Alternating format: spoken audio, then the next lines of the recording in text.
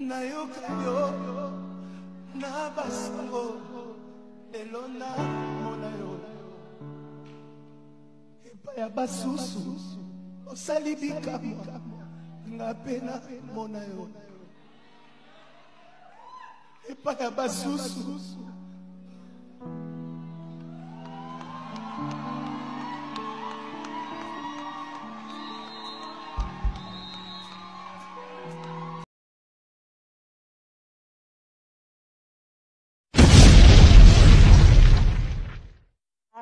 Bandekoe, Binyonoso, na sabone, na tolo nase. 100%.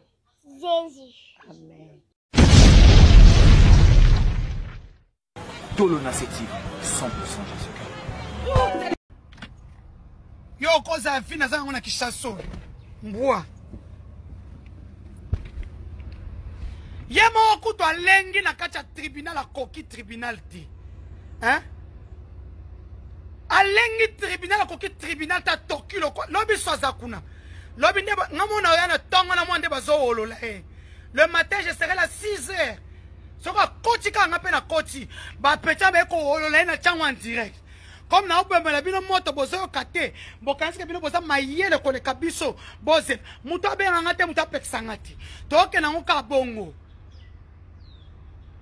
moko tozopekisa mwana la petite Eliane là a plein de choses ose tu as publié mutakala kutu bapublie kawana ta mutu oza na États-Unis kuna oza na Texas kuna mailese betio nazo kotelo na sa nini Texas boninga na bolukelanga monsieur na kombone Marcel Ngoy okanisa ki na koyeba te biso toza na application nyonso. C'est pas pour que je suis journaliste d'investigation. J'ai toutes les applications dans mon téléphone. Au moment que tu m'as menacé, au Kansiko Kimi, voilà les menaces que cet avocat-là m'a proférées. Ezab. Na robeng Interpol. Ya kolia fufo za na ngote, ya kolia ta frita pambo za na ngote, kaka Interpol ndo za na. Mana mutu nyama mbwa. Ouais pire. Marie-Laure moi kana ucho mona. Regarde. Enlève. Marie-Laure moi kana na ucho mona déjà message na yo. Ça na palais parquet de grande instance. Ba le kananou et puis to ça une émission lobby. Na moni message na WhatsApp nanga. Nazo lukandenge kizengyo tata mukolo. Oloba yo kende Interpol. J'ai sous vidéo kizengi lidobi chilua. Tata mukolo ozoka sonité bosali bêtise. Une petite comme Eliane Bafeno vous a fini.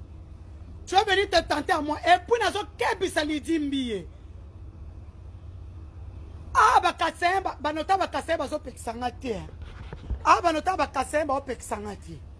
Bokebisa lidimbi oza na mbongo te. Oyebi force internet te. Toko bandaka na neta boyebi mbulungana. Bandimi tout bazo balebi bango ba sont là donner les offrandes. Vous avez vu la maison du pasteur Mbi hier? Entre-temps, les chrétiens sont en train de souffrir, mettre leurs offrandes. Vous avez vu sa maison? En fait, cette maison-là, il avait mis pour montrer que la maison où Eliane Bafeno a pris des photos et des vidéos compromettantes est différente de cette maison-là. Mais le magistrat lui avait posé la question. Quand Eliane a montré, il a dit que cette maison-là, il ne la connaît pas. Et c'est une ancienne maison. Bosaka Maseki. Bosaka Internet. Attendez, je vous montre l'audio.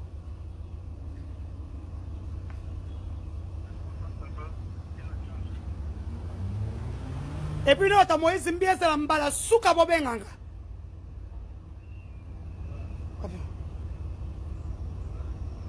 Yo kanisaki, ozo sanga menace, j'étais enregistré moi la maman. Pour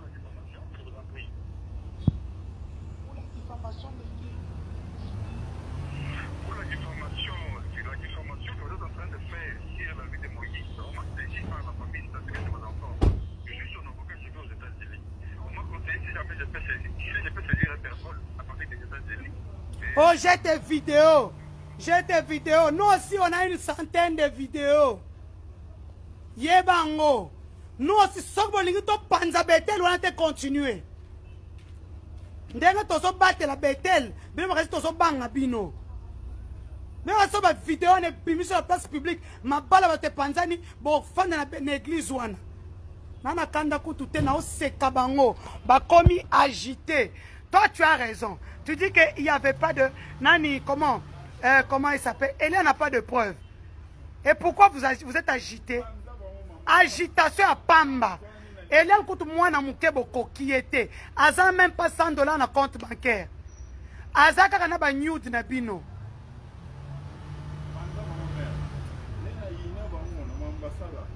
Hein? Taba tu mususu nga na fandi na ngoyo osana nga maseki. Eliane azangi même $100 dans le compte bancaire. Bozo mebema. Il a fallu que nous ayons une intervention kuna. Lobby tout le monde est sur intervention. Lobby nga moko na osa direct na temi na parler nino. Ce que na moni mutuka père et koti na landia on se muta kiti na landia ngo. Total la bino lobby. Vous pensez que ce pays vous appartient? Bokomi agité. Ah est-ce qu'on est botimo? Bandekoe, binyo no so, na sabone, na tolo nase. 100%. Jésus. Amen. Tolo Naseti, 100% Jésus-Christ.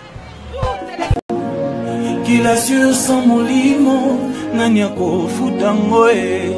Musalo yo sambo nzambe na kolia, dongo e. Andimeli yo, natinga myo libela.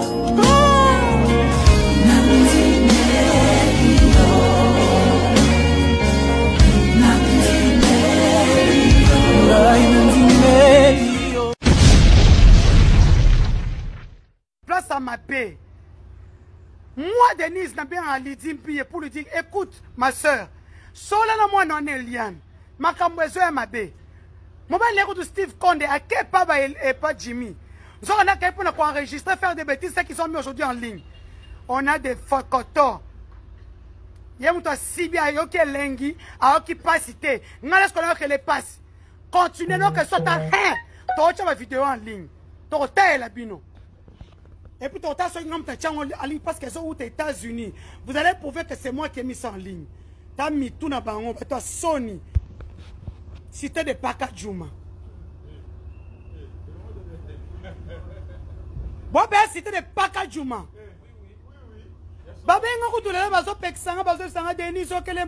C'est ton frère et tout.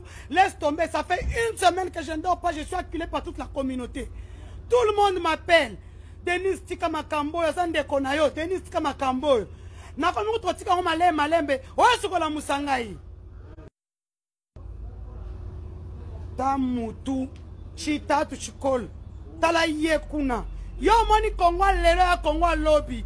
Oza tango ya régime wana te. Oza état de droit. Yo moni te babisa que papa yaka ko répondre awa. Yaka ko répondre awa. Aka sene Eliane ba fene batika ki mitakala ba yebani kuna tamutu. Ka Eliane ba fene ali pongi so que teleme comme un munelo comme monstre zanga. Parole d'Eliane devant les juges. Tamutu.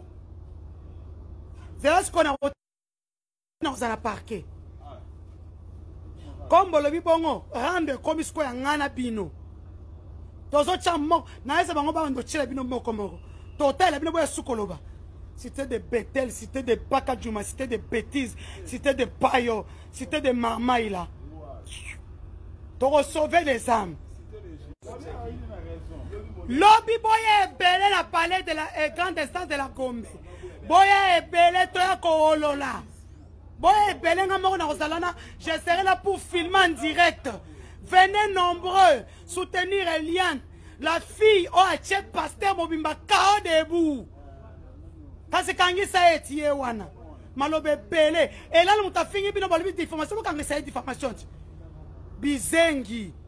Yo parcel ngo yo na mona atam comme susu. Ata na filma kana ko beto caméra ko yeba. Yo ebinga biete non ba taona ngana beto na mutu na caméra na photo o comment ngai. Ta mutu. C'était de Pakajuma. Tabili, c'était de C'était des Égyptiens, c'était de Pakajuma. Hein? C'était de pitié. Naza kutu calme na ozela bango. Na otika soutenir les liens. Bila maro ba moni, bila maro communauté Kassaïen boso benga ngana tika. Hein? Vous entendez un petit Kassaïen a fait une Texas kuna mali so sala o benga ko intimider nga. Tezamba no suka. Bina yo to mbie na ka sumu to benga ngati. Nen bina ba tout. D'ailleurs kutu na bloqué. Ah, encore on a bloqué sans kotuna.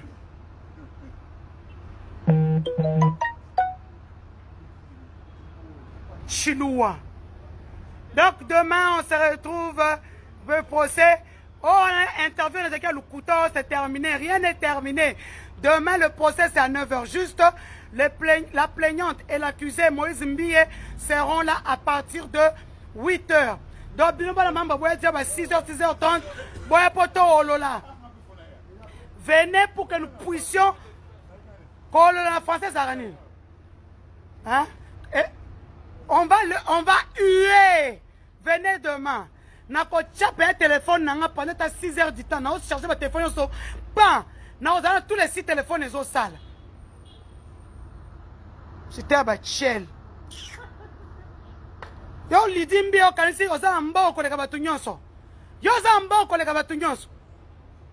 Mbongo no ba Jérémy basali banda. Tu vas donner l'argent, les Jérémy sont dehors.